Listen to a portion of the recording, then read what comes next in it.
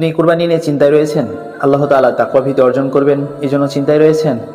আল্লাহ রাব্বুল আলামিন এমন কিছু সহজ পদ্ধতি আমাদেরকে শিক্ষা দিয়েছেন যা আল্লাহ ভীতি অর্জন করার জন্য, তাকওয়া অবলম্বন করার জন্য খুব সহজ মাধ্যম। বিশেষ করে প্রবাসী যে ভাইগুলো রয়েছে, বোনগুলো রয়েছে, তাদের উদ্দেশ্যে বিশেষ করে জানাতে চাই, আপনি পরিবারের সাথে কুরবানি করতে পারবেন না, যার কারণে কুরবানির সওয়াব থেকে বঞ্চিত হবেন।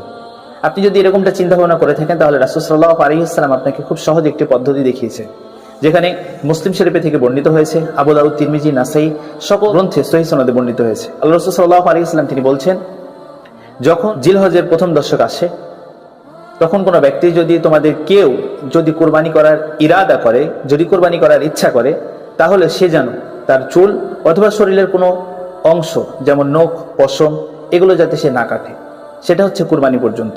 তো যদি আপনি এই উদ্দেশ্য করে চুল এবং নখ যদি আপনি কুরবানির উদ্দেশ্য করে রেখে দেন এবং সেটাকে যদি কুরবানির পরে যদি কর্তন করা হয়, ইনশাআল্লাহ আশা করা যায় যে সেখান থেকে আল্লাহ রাব্বুল আলামিন আমাদেরকে তাকওয়া অবলম্বন করার জন্য যে মাধ্যমটি, এখানেও কুরবানি আমাদের পূর্ণ সওয়াব সেখানে দিবে। তাই যারা কুরবানিতে শামিল হতে পারছেন না, তাদের জন্য বিশেষ সুযোগ হলো চুল নখ কাটা বন্ধ রাখতে হবে, এবং সেটা হচ্ছে আমাদের কুরবানি করা পর্যন্ত।